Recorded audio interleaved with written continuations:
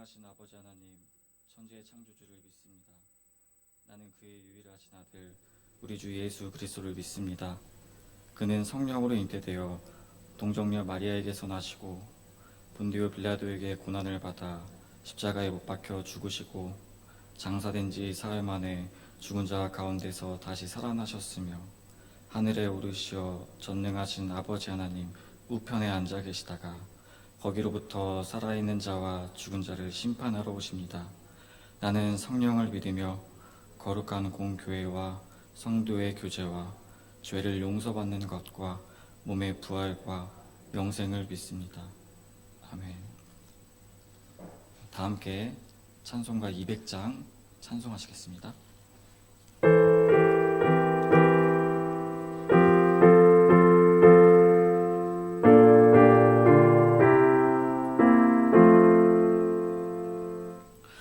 달고 묘한 그 말씀 생명의 말씀은 귀한 그 말씀 진실로 생명의 말씀이 나의 길과 믿음 밝히 보여주니 아름답고 귀한 말씀 생명샘이로다.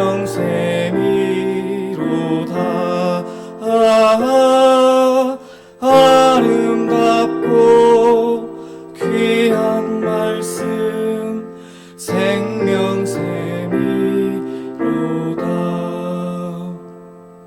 귀한 주님의 말씀은 내 노래 되도다. 모든 사람을 살리는 생명의 말씀은 값도 없이 받아 생명 길을 가니 아름답고 귀한 말씀 생명샘이로다.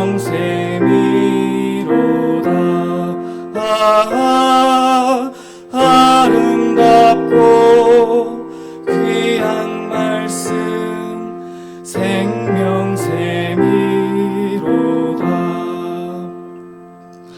널리 울리며 퍼지는 생명의 말씀은 마음의 용서와 평안을 골고루 주나니 다만 예수 말씀 듣고 복을 받네. 아름답고 귀한 말씀 생명샘이로다.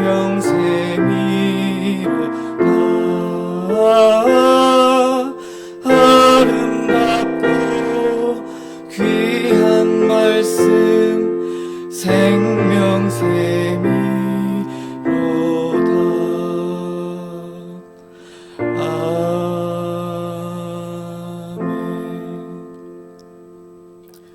우리를 위해서 김현영 권사님 대표로 기도해 주시겠습니다.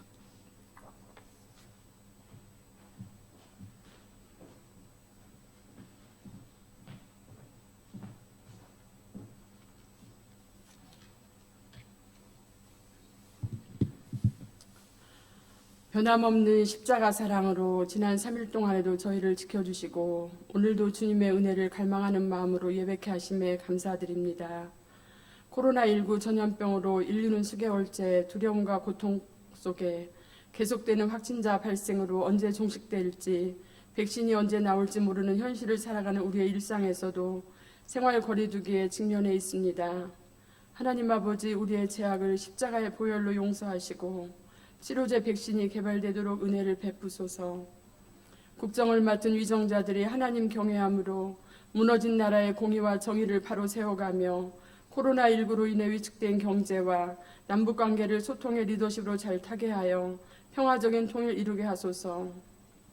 지금까지 몸된 교회를 인도하신 하나님 아버지, 너무나도 당연히 여겨졌던 믿음의 사람들의 만남이 코로나19로 어렵다 보니 얼마나 소중하고 복된 일이었는지 깨닫게 하시니 감사합니다. 주 안에서 인내하며 기뻐하며 감사함으로 섬김과 나눔 있는 사도행전 비전을 이루어 나가는 공동체 되기를 원합니다.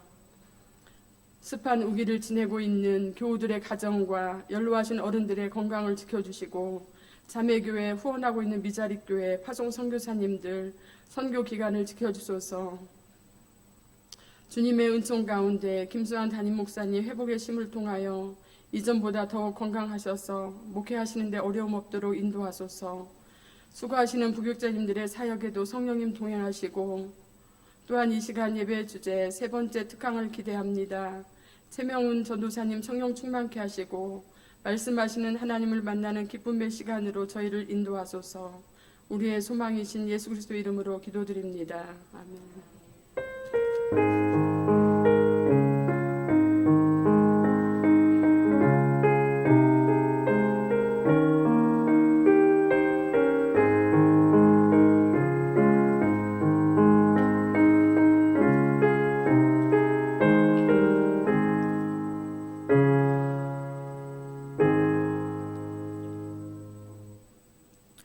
예, 오늘 우리에게 주신 하나님의 말씀 요한복음 4장 24절 말씀입니다.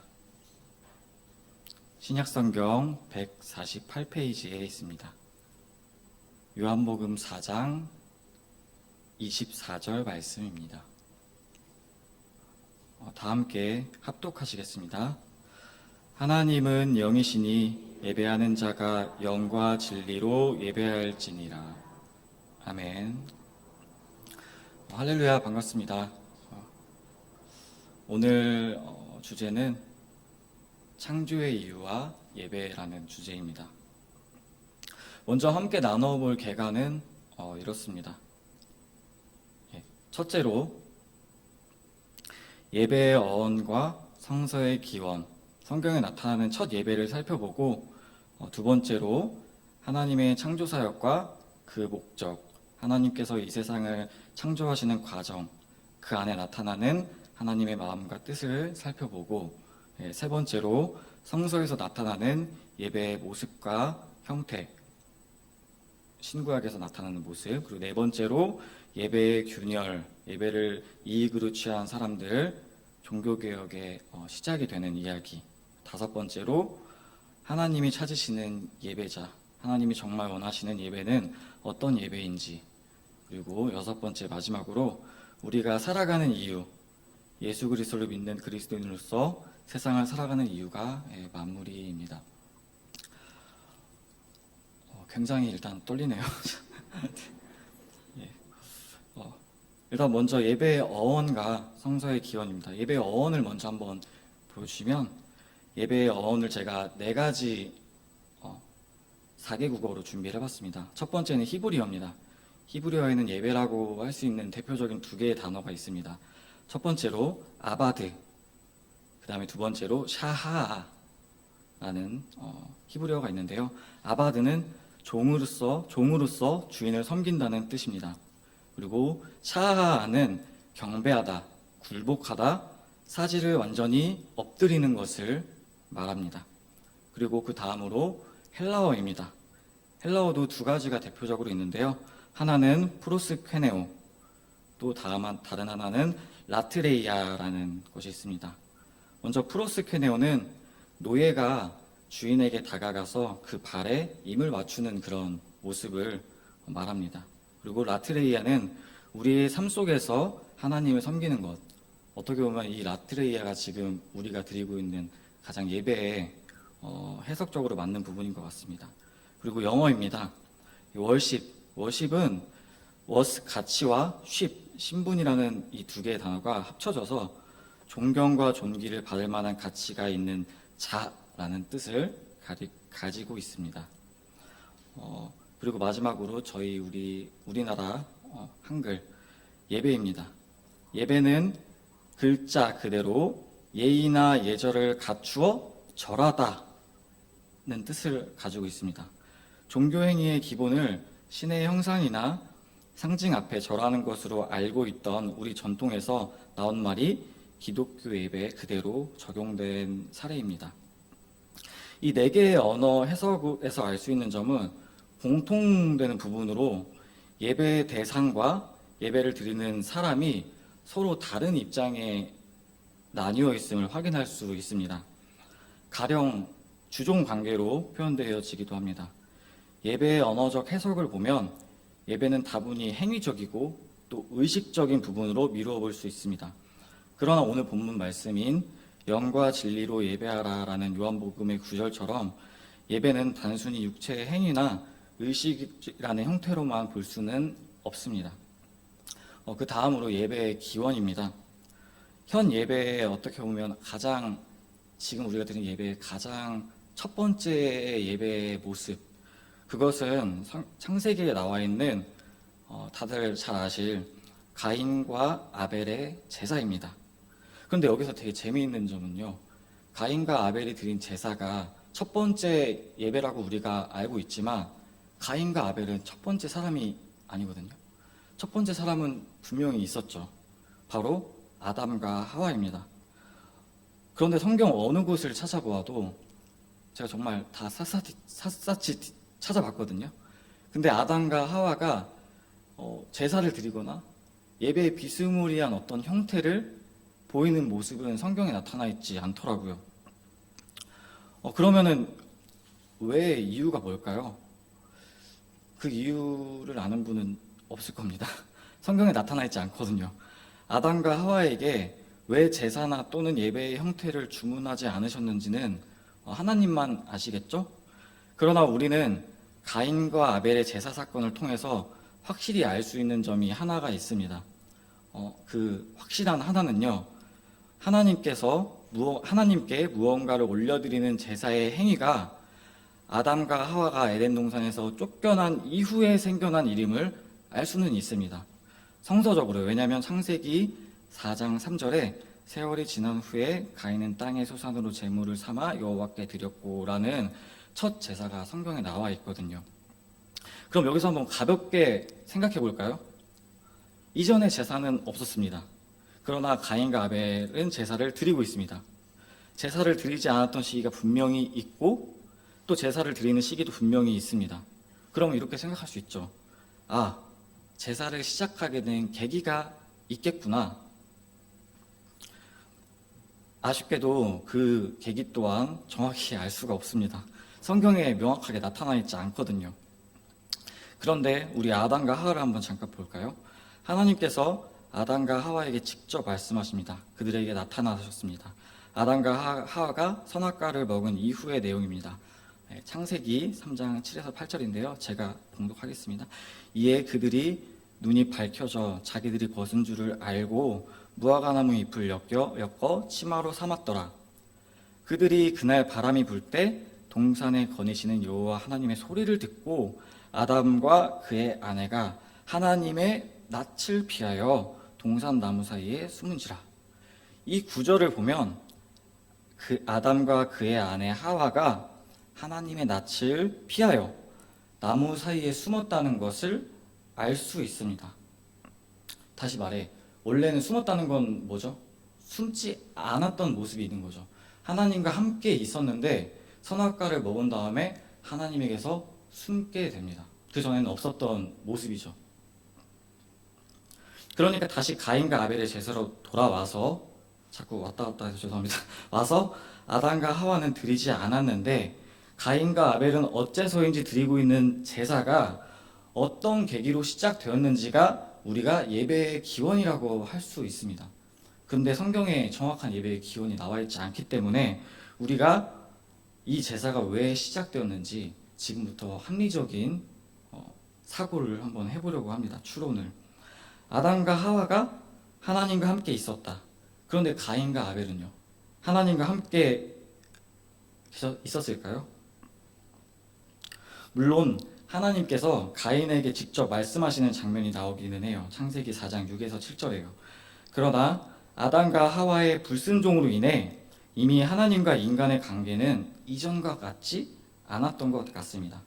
왜냐하면 하나님이 자신들을 찾을까봐 두려워서 나무에 숨었던 아담과 하와랑은 다르게 가인은 살인을 저지릅니다. 그것도 동생 아벨을 돌로 쳐 죽입니다. 상식적으로 생각해 봤을 때 누군가 보고 있다. 누군가 볼 수도 있는데 살인을 하는 것은 절대 쉬운 일이 아닐 겁니다. 그것도 보고 계신 분이 하나님이라면 절대 어려울 겁니다. 가인이 전문 살인자라서 오랜 시간 수많은 사람을 죽여왔다면, 그래서 누가 보던 말던 신경 쓰지 않는 수준에 도달했다면 그럼 모르는 일이지만, 아시다시피 이 살인은 성경에서의 첫 번째 살인입니다. 가인이 사람을 많이 죽여봤을 리가 만무하죠. 왜냐하면 아담과 하와의 첫 아들, 장자잖아요. 그러니까 죽이려면 부모랑 동생밖에 없는데 뭐 죽여봐야 3명인데요. 성경 본문을 따져봤을 때 이야기입니다.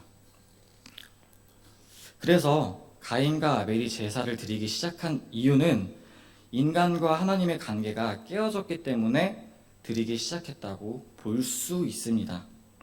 그럼 예배의 기원, 최초의 예배가 시작된 이유를 정리해 보자면 바로 물리적으로 또 관계적으로 하나님과 함께했던 인간이 물리적으로 또 관계적으로 하나님과 떨어지고 끊어지게 되면서 시작된 의식 또는 행위라고 미루어 볼 수 있습니다.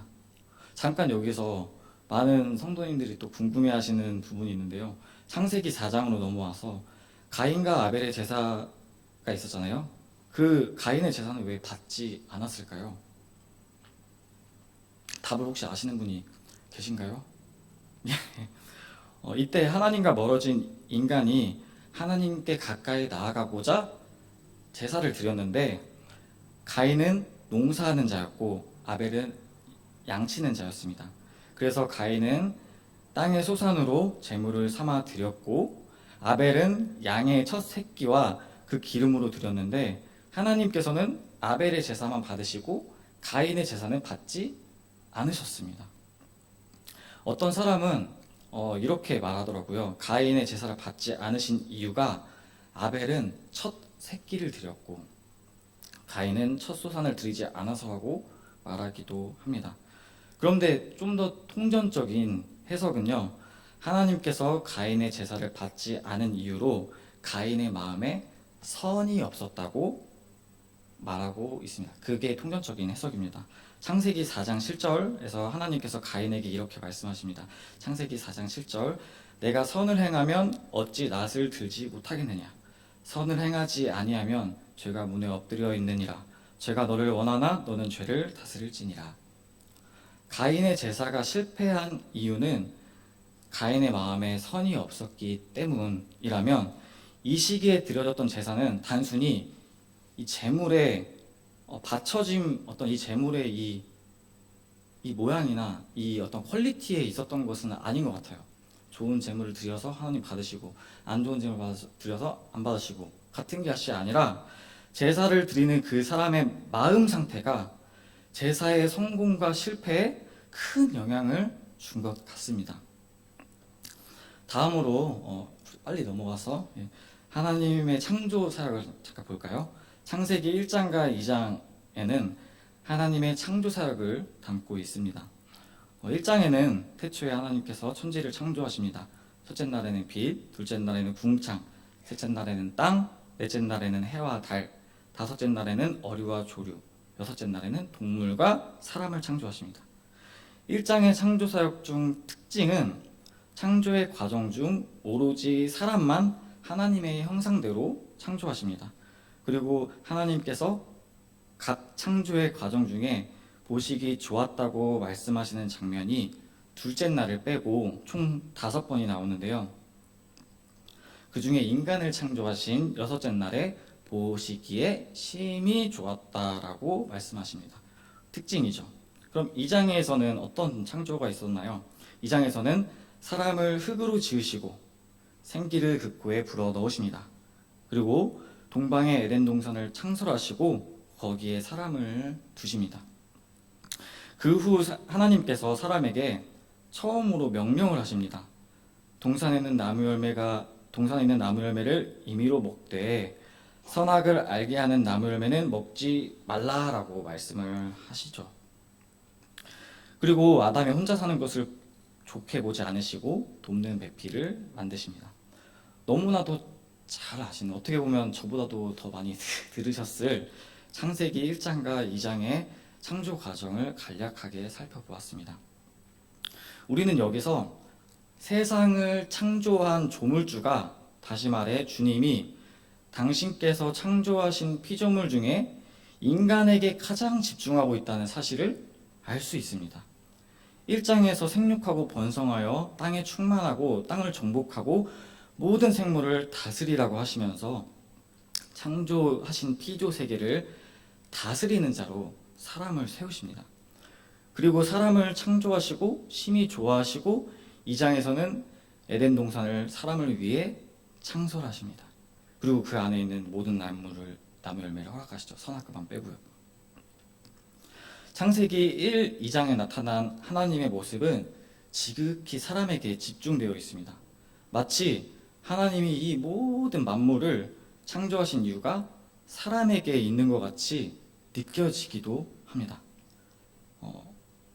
사람을 자기 형상 곧 하나님의 형상으로 만들었다는 그 대목만 보아도 우리는 창조하신 인간을 향한 조물주의 마음을 엿볼 수 있습니다. 정리하자면 하나님은 세상을 창조하시고 인간을 피조 세계를 다스리는 자로 삼으십니다.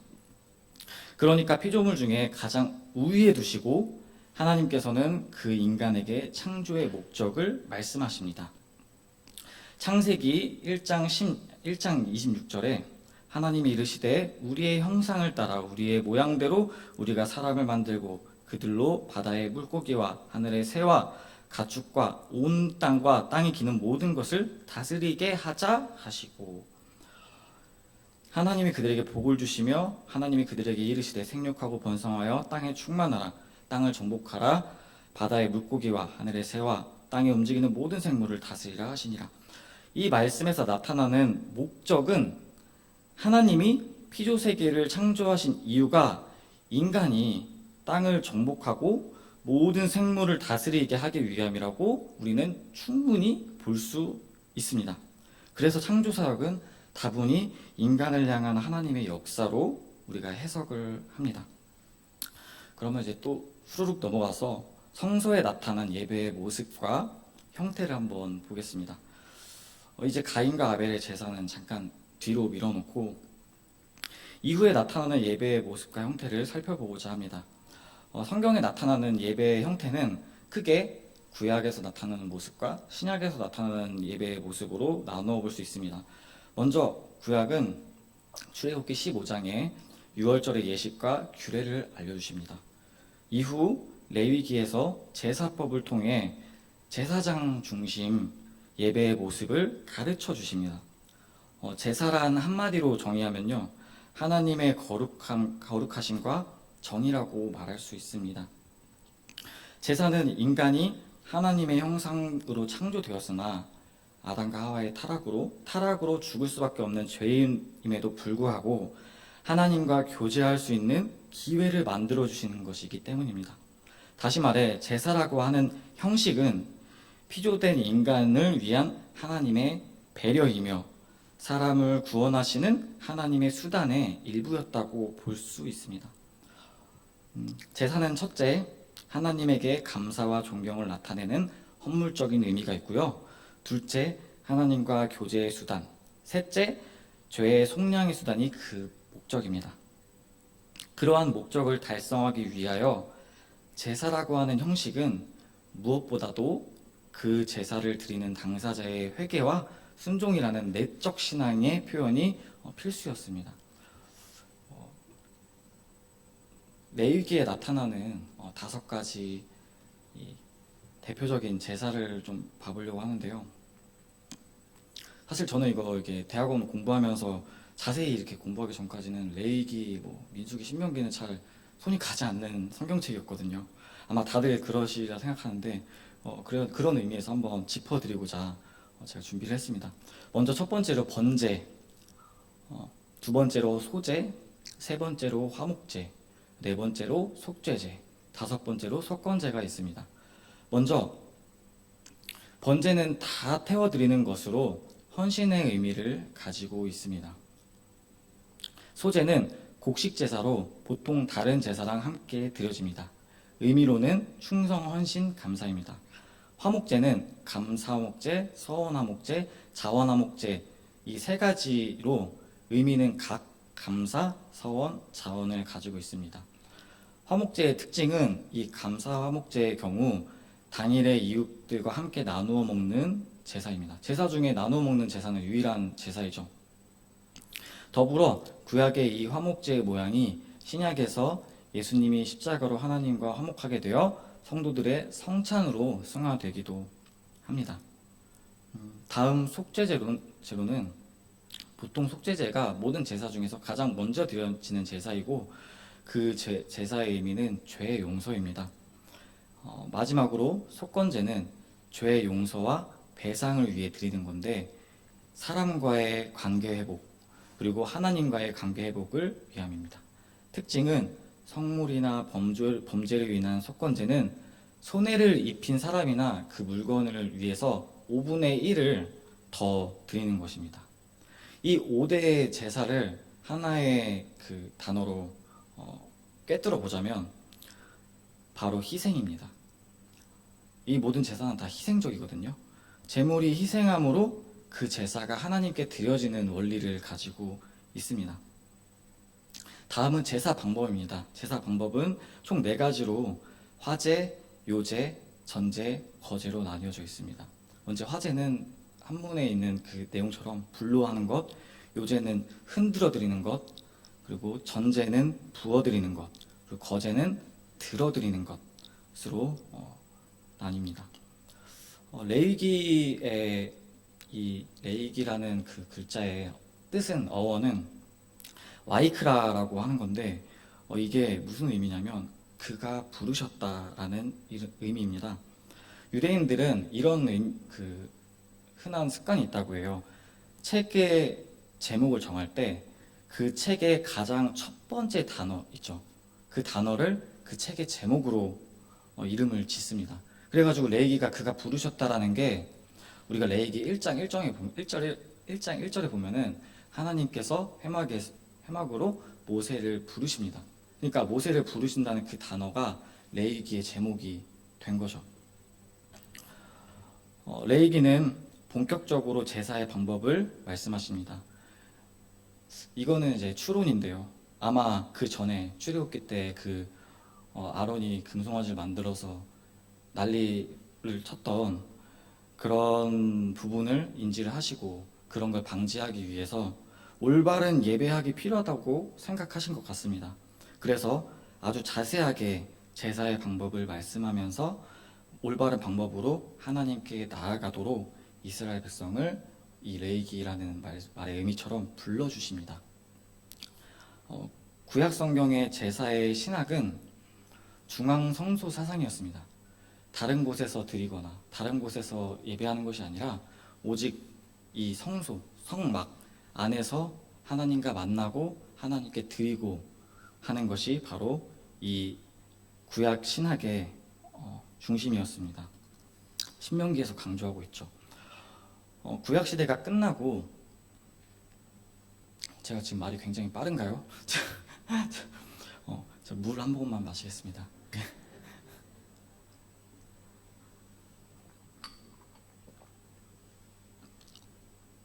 예. 그리고 그 다음으로 이제 구약 시대가 끝나고 약 400년의 중간기가 지난 후에 신약 시대가 시작됩니다. 신약 시대에 나타나는 예배는 성전을 통해 드리는 예배입니다. 예수님께서 성전에 대한 말씀을 이 공간복음에서 이제 말하고 있는데요. 공간복음서는 요한복음을 제외한 마막, 룩 이 3개를 같은 관점에서 쓰였다고 해서 공감복음서라고 이제 불립니다. 예수님은 성전을 누가복음 2장 49절에서 내 아버지의 집이라고 말씀하시고, 또 성전을 가리켜 마태복음 12장 4절에서 하나님의 집이라고도 말씀하십니다. 근데 특이한 거는요, 공감복음서에서 예수님이 성전에 대한 언급을 하는 내용은 있지만 예수님께서 성전에 가서 기도를 하시거나 예배를 드리는 모습은 비춰지고 있지 않아요. 오히려 예수님은 어디 한적한 곳, 어디 산속 깊은 곳에서 기도를 하시고, 오히려 성전에 가서 상을 장사하는 사람들의 상을 뒤집으시는 그런 모습을 보이십니다. 이후 사도행전과 바울서신을 통해 교회가 활발하게 활동하고 교회 안에 예배 신학과 구조가 확립이 되었습니다. 그걸 우리가 보통 초대교회의 시작이라고 얘기합니다. 신약성서에서 일관되게 증거하고 있는 것은 성전의 예배가 참 성전이신 예수 그리스도를 대체되었다는 겁니다. 예수 그리스도로 대체되었다는 겁니다. 신약성서는 구약의 제사와 절기들과 종교적 관습이 이제는 필요하지 않다는 점을 명확하게 하고 있습니다. 구약에 나오는 제사장 중심의 예배 신학은 더 이상 그리스도인들에게 의미가 없게 된 것이라고 볼 수 있습니다. 인간은 이제 더 이상 하나님 앞에 나아가기 위해 희생 제사를 드릴 필요가 없게 되었습니다. 왜냐하면 예수 그리스도께서 십자가의 죽으심으로 단 한 번에 모든 희생을 완성하셨기 때문입니다. 이것은 제가 이 오늘의 주제를 정하고 이 자료들을 찾다가 보게 된 건데요. 보셨는지 모르겠어요. 근데 굉장히 잔인하더라고요. 이 구약 시대에 실제로 이 번제하는 모습을 우리나라 어떤 교회에서 청소년부인지 청년부에서 실제로 한 4, 5년 전쯤에 재현을 했습니다. 근데 그걸 영상으로 이제 찍어서 유튜브에 올린 거죠. 그래서 이제 그걸 제가 이제 하다 봤는데 혹시 좋은 교보제가 될까 하고 봤는데 정말 잔인하더라고요. 그 양이 막 움직이지도 못하는데 그걸 여러 사람이 꽉 잡고 막 바들바들 떠는 거를 이렇게 칼로 이제 목을 해서 그렇게 하는데 말로만 들어서 너무 잔인하시죠. 근데 그렇게 보면서 제가 그때 느꼈던 것은 이 매번 속죄제나 번제를 구약시대에 드렸는데 자신의 죄 때문에 드렸는데 정결하지 않은 문제나 이런 것 때문에 드렸는데 그때 그 사람들의 심정은 매번 정말 이렇게 죽을 맛이었을까? 라는 생각이 들었던 거죠. 근데 그 마음을 하나님께서는 간파하셨던 것 같아요. 왜냐하면 그 제사라는 모양을 남겨두지 않으시고 폐하시고 오직 단 한 번의 이 예수님이라는 제사의 모습으로 딱 끝내시는 그 모습이 마치 하나님이 그들의 괴로움을 또 아셨고 그게 되게 번거로운 일임을 아셔서 예수님을 보내셔서 그런 부분을 좀 더 해소할 수 있는 되게 그런 지혜로운 방법이 아니셨나라는 생각을 하게 되었습니다. 그 다음으로 이제 교회 균열입니다. 참 어려운 이야기인데요. 구약시대 제사부터 신약의 성전 예배까지 그리고 이후에 초대교회 시기가 지나서 갑자기 이제 중세시대로 저희는 왔습니다. 중세시대 시기를 맞이합니다. 중세는 서로마 멸망 이후에 이제 시작이 되는데요. 이후 교황이 세속 군주들과 어깨를 나란히 하는 종교권력으로 성장해 나아갔습니다. 중세 전반부의 세속 권력 중에 가장 강했던 왕 한 사람을 제가 소개해드리려고 하는데요. 바로 프랑크 왕국의 샤를마뉴 대제 9세기에 있었던 대제라고 하는 사람인데요. 이 중세 세속 권력의 꽃을 피우던 시기에 이 샤를마뉴가 있었습니다. 샤를마뉴가 죽은 후에 그러면 어떻게 했을까요? 당연히 이 사람이 권력이 가장 셌는데 죽었으니까 세속 권력이 분열되고 그에 따라서 교황의 권세도 같이 침체되었습니다. 이후 이제 9세기가 지나서 10세기에 교회사의 암흑시대라고 부릅니다. 특별히 교황과 관련해서 흑역사로 점철되어 있던 시기라고 합니다. 교황 자리를 놓고 귀족들이 서로 막 감금하고 그리고 독살하고 막 그렇게 그런 부분이 난무했던 그리고 또 그런 이렇게 매수해서 교황이 되고 그런 식으로 교황이 되다 보니까 교황들의 그 질이 굉장히 안 좋았던 시기가 10세기였습니다. 그 중에서 또 대표적인 인물이 하나 있는데요. 교황인데 요한 12세라고 하는 사람입니다. 이 요한 12세라는 교황은 아버지가 이 사람을 로마 귀족들에게 돈으로 이제 매수해서 18살이라는 어린 나이에 교황이 되었습니다. 그런데 그가 부정부패와 성적 타락으로 아주 악명이 높았습니다. 어떤 일례가 있었냐면요. 요한 12세가 여인을 겁탈한다는 소문이 막 파다하게 퍼지자 로마로 순례를 오려던 여성들이 순례를 포기했다라고 로마 제국 세망사에 기록이 되어 있을 정도로 교황의 부패가 심하던 그런 시기였습니다. 그리고 교황의 부패만 심했던 것이 아니라요. 설교도 굉장히 암흑기였습니다. 중세시대는요. 개혁교회에서 교회를 정의할 때 교회란 말씀이 온전히 선포되고 성례전이 바르게 집례되는 곳이라고 말합니다. 초대기의 교회 시에는 말씀의 예전과 다락방 예전의 균형이 잘 이루어졌지만 어거스틴이 죽은 후에 시작되는 중세교회 때는 이런 균형이 이제 무너지고 말았습니다. 즉 교회의 암흑기, 설교의 암흑 시기가 도래한 것이죠. 온전한 말씀의 선포는 거의 사라지고 형식적이고 미신적이고 종교적인 요소가 가득하게 집례되는 성례전 하나만으로 교회의 명맥은 1000년 동안 겨우겨우 유지되었습니다. 중세시대의 전반적인 신앙의 모습은 성모 마리아나 성인 숭배에 열을 올리는 것이었고 제도와 형식의 얽매인 진부한 미사가 주를 이루었습니다. 중세시대의 설교 특징을 한번 살펴볼 건데요. 첫 번째, 설교를 경청하는 것보다 눈앞에 화려한 의식이나 마리아 숭배 같은 숭배에 도취해 있었습니다. 두 번째, 신학교육을 제대로 못 받은 성직자들은 설교하기에 너무 무지해서 독창적인 설교를 하진 못했고 회종들의 귀를 그냥 단순히 즐겁게 하기 위해서 수도원 생활이나 금욕생활 가운데 있었던 신비 이적 체험 같은 이적 이야기들을 하고 예전에 그 교부들의 설교를 그대로 그냥 읽거나 그거 이제 수정해가지고 이제 벤치마킹이죠. 좀 좋은 말로 그거 수정해서 이제 사용했습니다. 설교는 점차 예배의 중심으로부터 이제 사라져갔고 화려한 미사와 예전만 남게 되었습니다. 교황은 정도를 벗어난 설교를 했습니다. 설교 시 성경을 오용하거나 악용하였고 전설적인 자료를 너무 과다하게 사용하였으며 어처구니 없는 조잡한 방법으로 설교의 질을 낮추거나 왜곡시킨 것입니다. 이에 맥스웰이라고 하는 사람은 기독교 예배의 역사에서 중세 시대의 예배의 설교에 대해서 다음과 같이 논평하고 있습니다. 묘사하고 있습니다.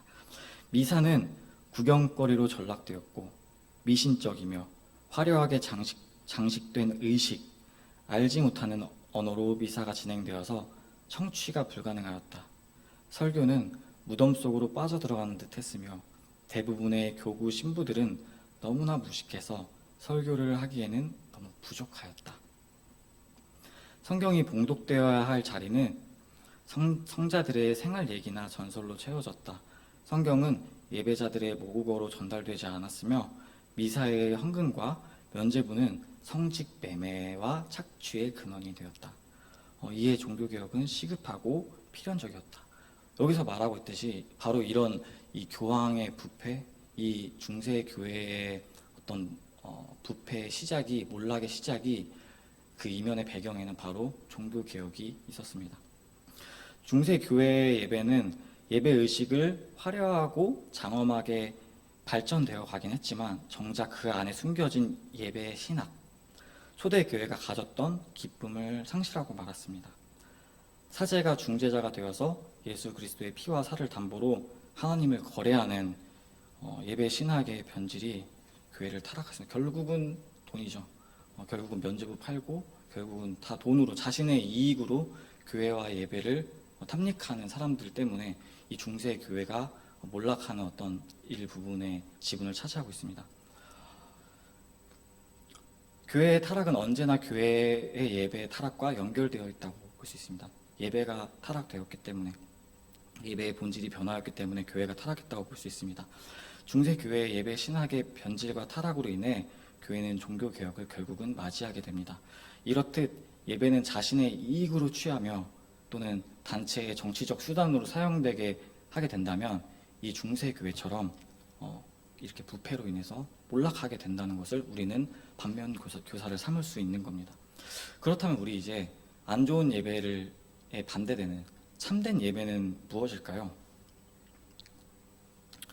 참된 예배는 예배를 받으시는 하나님께서 정하신 말씀의 원칙을 따라드리는 것입니다.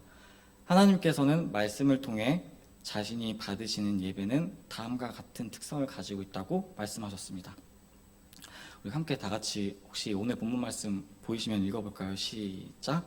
하나님은 영이시니 예배하는 자가 영과 진리로 예배할지니라. 아멘. 이 요한복음의 말씀을 통해 우리는 예배의 이런 특성에 맞춰서 하나님께 예배를 드려야 한다고 알 수 있습니다. 이 예배를 알기 전에 알아보려면 이 두 가지 그룹의 예배를 한번 또 비교를 해보겠습니다. 첫 번째로 사마리아인의 예배입니다. 요한복음 4장 22절에서 예수님께서 사마리아 여인을 향하여 너희는 알지 못하는 것을 예배한다 라고 말씀하십니다. 이 말이 무슨 뜻이냐면 예수님께서는 사마리아인들의 예배를 드리고 있다는 사실을 인정은 하셨지만 그들이 예배를 하고 있는 대상을 모르고 있다고 말씀하시는 겁니다. 사마리아인들은 구약 성경에서 첫 번째 5권인 우리가 흔히 아는 모세 오경만을 하나님께로부터 나온 말씀으로 인정합니다. 그러므로 그들의 지식에는 한계가 분명히 있었죠. 그들은 하나님의 진리의 어떤 부분을 잘 알고 있었지만 구원에 대한 모든 계시를 충분히 알지 못했던 것 같습니다. 따라서 사마리아인들은 예배를 드리고 있었지만 그들이 드리는 예배의 대상에 대해서는 올바르게 알지 못했어요. 그렇다면 사마리아인들의 예배는 예배에서 요구되는 합당한 지식이 없이 열성적인 마음으로 드리는 예배로 볼 수 있습니다. 그들의 예배는 적극적이고 열성적이고 감동적이고 성실하게 드렸지만 예배의 내용이 옳지가 않았던 겁니다.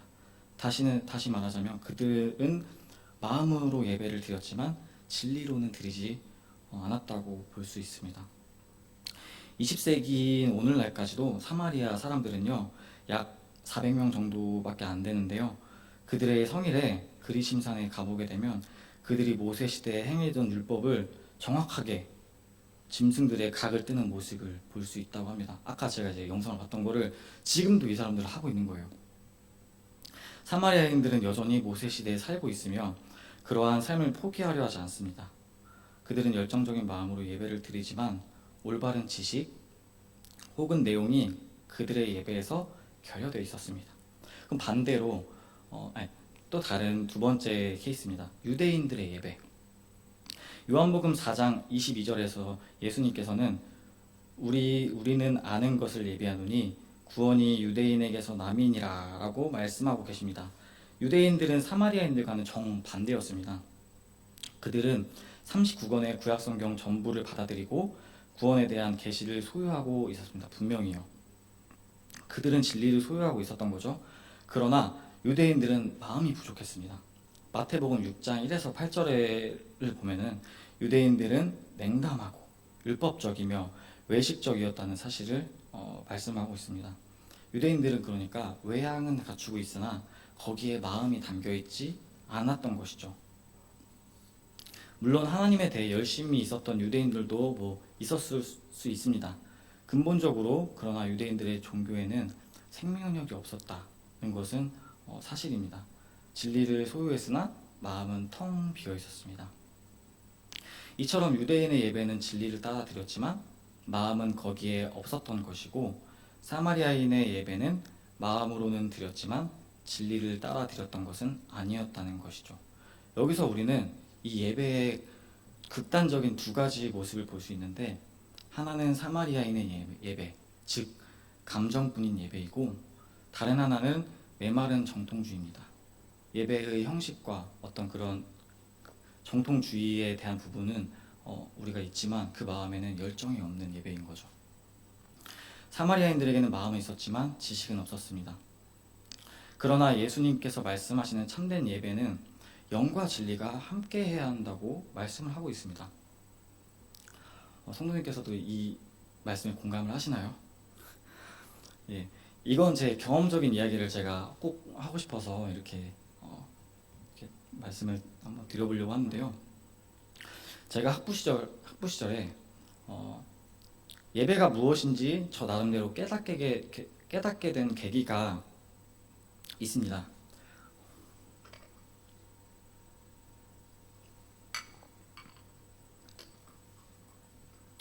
신학교에는 대부분 채플 시간이라는 것이 있는데요. 이 시간에는 학생들이 모여서 예배를 이제 다 같이 드립니다. 그리고 채플 강당의 좌석은 한 학기의 기준으로 지정해 줍니다. 뭐 최명훈 넌 여기 앉아, 뭐 넌 여기 앉아, 이렇게 전산으로 랜덤으로 돌려서 지정을 해주는 시스템이었습니다. 저희 학교는요.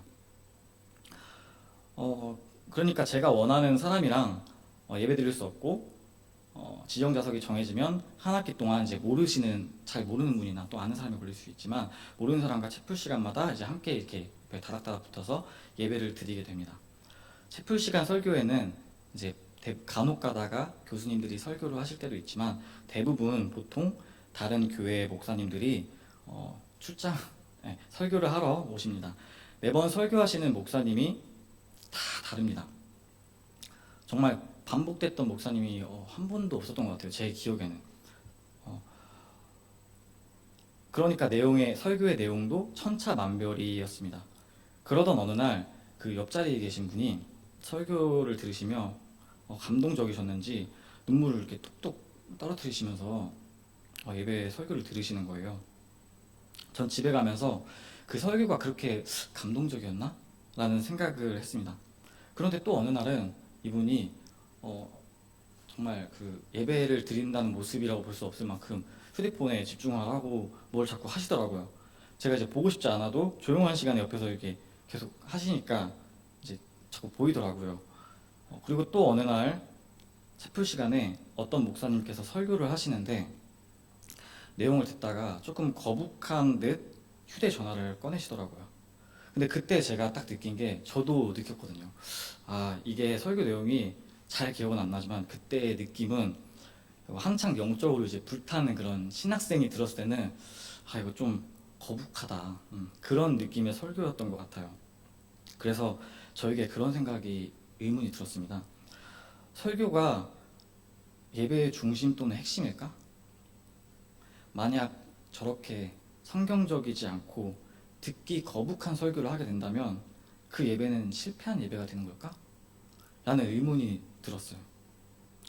그런 고민을 하다가 이제 깨달아진 것은, 예배는 하나님께 드려지는 것이기 때문에 설교의 내용과 상관없이 드리는 사람의 마음이 그 예배의 중심이다 라는 것을 깨닫게 되었습니다. 물론 설교도 중요합니다. 예를 들어 이런 설교가 있을 수 있죠. 예수님이 아닌 다른 알라를 믿어야 된다, 그런 내용은 들을 필요가 없잖아요.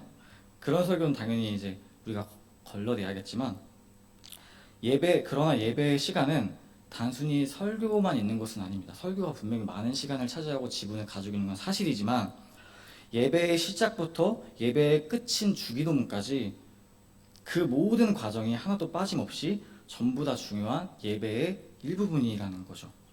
그러니까 우리는 설교의 퀄리티나 설교의 방향성이나 우리가 들을 때 은혜를 느꼈냐 못 느꼈냐, 우리가 오늘 예배가 은혜로웠다 아니면 은혜롭지 않았다를 우리는 정할 수 없는 거죠. 오히려 내가 예배의 시작부터 예배의 끝까지 전심으로 하나님께 내 마음을 드렸는가 아닌가로 우리는 예배의 성공과 실패를 가늠해야 됩니다. 예배를 받는 것으로만, 예배를 이제 본다고 표현하는 그런 뉴스도 많이 봤는데요. 예배를 받는 것으로만 인지하면 제 옆자리에서 본인의 마음에 흡족할 때는 눈물을 쏟는 예배가 되고, 또 마음에 흡족하지 않을 때는 예배가 아니게 되는 큰 문제에 봉착하고 맙니다. 하지만 예배가 하나님께 전적으로 나의 것을 드리는 것이라고 한다면, 내가 하나님을 바라는 마음을 잃지 않는 한 예배는 절대 실패하지 않겠죠. 다시 이제 내용으로 돌아와서, 하나님에 대해 깊이 고찰하는 것으로 예배가 터져 나오는데 방아쇠와도 같은 것입니다. 예배는 하나님에 대해 깊이 고찰하거나 생각한다는 것은 우리가 잘 아는 묵상입니다. 묵상이라는 말로 표현할 수 있죠. 참된 예배는 바로 이 묵상에서 나오게 됩니다. 그렇다면 묵상이란 정확하게 무엇일까요? 저도 모릅니다. 죄송합니다. 그런데 제가 이 묵상이라는 게 뭘까? 예배라는 게 뭘까? 진짜 하나님한테 온전히 드리는 예배라는 게 뭘까라는 걸 고민하다가 그것도 채플 시간이었는데요. 채플 시간에 이제 채플을 딱 시작하고 이렇게 우리가 다 서서 눈을 감고 이렇게 예배를 드리는 모습을 취할 때가 있어요. 그때 눈을 감고 가만히 있었던 것 같아요. 제가 지금까지. 근데 어느 순간 그 눈을 감고 있는 시간이 계속 속으로 하나님을 생각하게 되더라고요. 하나님 계속. 내가 하나님한테 계속 예배 시간에 처음부터 끝까지 계속 집중하는 거. 그게 바로 묵상, 바로 내 마음을 한 곳에 집중시키는 것이라고 할 수 있습니다. 정리하자면 영과 진리로 예배하라는 말씀은 열정만 가지고도 아니고 진리만 가지고도 아니고 온전히 하나님을 경외하며 그분에게 내 모든 마음을 집중시켜 올려드리는 행위입니다. 이것이 진정한 예배라고 존 메가더는 이것이 참된 예배이다라는 책에서 말하고 있습니다. 마지막으로 이제 다 달았습니다. 우리가 살아가는 이유입니다. 하나님께서 이 세상을 창조하시고 인간인 우리에게 그것을 다스리게 하십니다. 위에서 나누었듯이 마치 창조하신 빛과 하늘의 땅과 해와 달이 무대가 되고 그 무대 위에 인간을 올려놓으신 모양입니다. 그러니까 하나님께서 세상을 창조하신 것은 다분히 인간을 위함이라고 해석할 수 있습니다. 그렇다면 왜 인간을 위해서 그렇게 하신 걸까요? 바로 오늘의 주제입니다. 예배이죠. 하나님은 인간을 통해서 자신의 사랑을 실현하고자 하십니다. 그 대표적인 모습으로 하나님과 함께하는 또 하나님의 말씀을 듣는 아담과 하와였습니다. 아담과 하와는 하나님과 함께하는 그 자체만으로 하나님께 예배를 드리고 있었던 것입니다. 왜냐하면 예배는 하나님께 집중하는 것이기 때문이죠. 피조물인 아담과 하와는 하나님을 바라보며 하나님에게 집중하고 하나님을 찬양했을 겁니다. 왜냐하면요, 하나님의 입장에서 보면요, 인간을 창조하고 안식하신 거는 7일이라는 시간이 걸렸지만 인간이 창조되고 바로 다음 날이 안식일이었거든요. 하나님께서 안식을 하신 날이었거든요. 그렇기 때문에 인간은 하나님의 창조 역사를 기다리거나 뭔가를 하지 않습니다. 쉬시는 하나님 앞에 기뻐하며 찬양했을 거라는 거죠.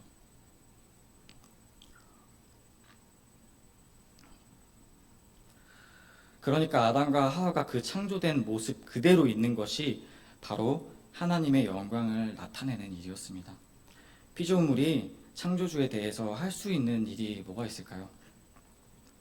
요한복음의 포도나무 비유로 예수님께서 이렇게 말씀을 하십니다. 제가 읽어드리겠습니다. 나는 포도나무요 너희는 가지라. 그가 내 안에 내가 그 안에 거하면 사람이 열매를 많이 맺나니 나를 떠나서는 너희가 아무것도 할 수 없음이라. 나무와 가지는 여기서는 이제 예수님 말씀하신 게 저는 참 재밌었는데요. 분리형인 것처럼 말씀하시지 않나요? 나무와 가지는 분리형이 애초부터 아니거든요. 떨어지면 가지는 죽는 건데 마치 분리했다 붙였다 하는 것처럼 얘기하시고 있습니다. 여기서 우리가 나무와 나무 가지에서 원리에서 알 수 있는 것처럼 우리는 떨어져 있다 하나님을 만난 것이 아니라 원래부터 하나님에게 붙어 있는 하나님의 피조물이었다는 거죠.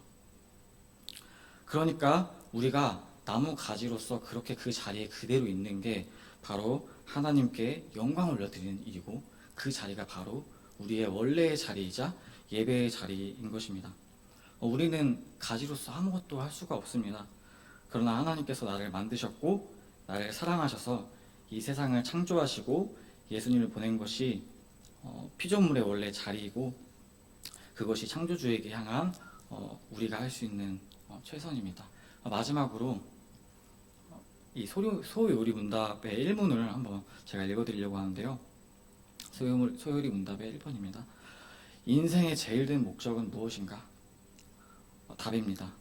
인생의 제일 된 목적은 하나님을 영화롭게 하고 그를 영원토록 즐거워하는 일이다. 사랑하는 성도님들, 우리가 삶으로 예배하며 살아가야 하는 이유, 바로 그것이 하나님이 우리를 창조하신 뜻입니다. 기도하겠습니다. 살아계신 하나님 아버지, 감사합니다. 오늘 주님의 창조 사역과 또 구약과 신약에 나타난 예배의 모양과 그리고 또 중세시대 교회 예배의 부패와 몰락, 참된 예배가 무엇인지 우리 나누어 봤습니다. 하나님, 우리가 정말로 우리의 삶의 목적지가 어디인지를 주님께서 이 시간 알게 하여 주시고 우리의 원래의 자리, 우리가 가장 기쁠 수 있고 우리가 가장 감사하며 가장 행복할 수 있는 그 자리, 주님과 함께하는 그 자리로 우리를 언제나 인도하여 주옵소서. 예수님의 이름으로 기도드립니다. 아멘. 찬송가 94장 함께 찬송하시겠습니다.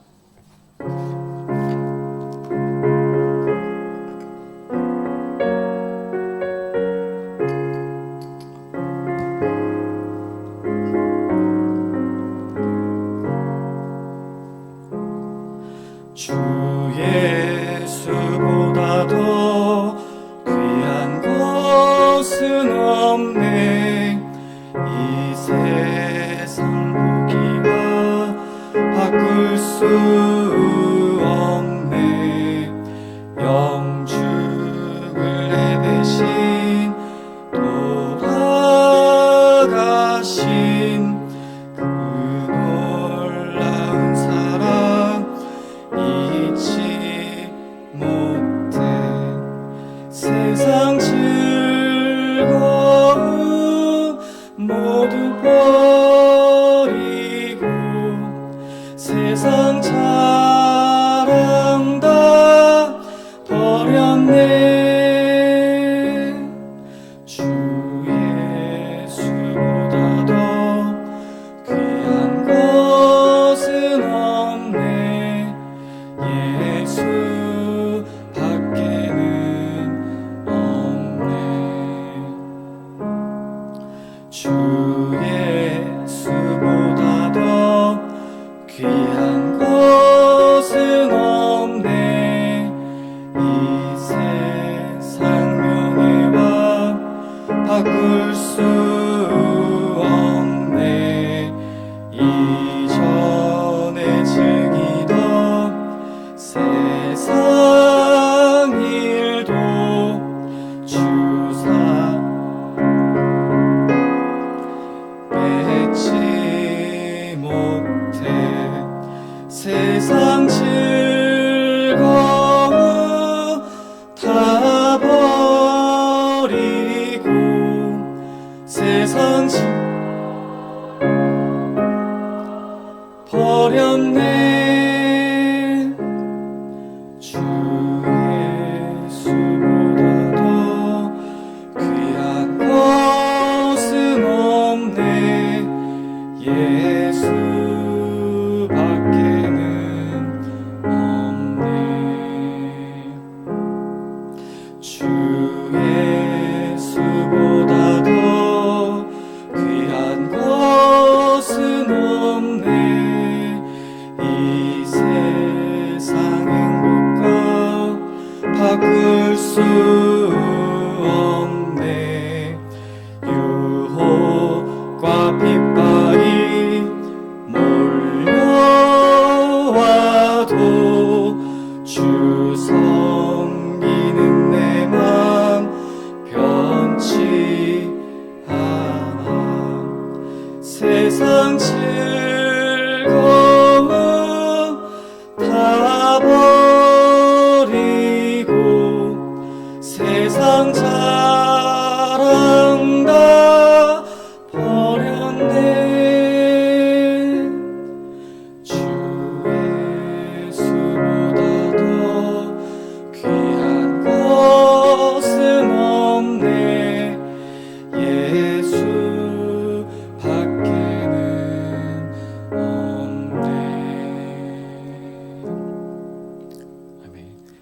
시간 함께 주기도문으로 예배를 마치겠습니다.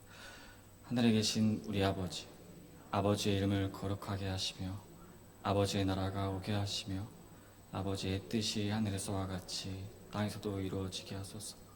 오늘 우리에게 일용할 양식을 주시고 우리가 우리에게 잘못한 사람을 용서하여 준 것 같이 우리 죄를 용서하여 주시고 우리를 시험에 빠지지 않게 하시고 악에서 구하소서.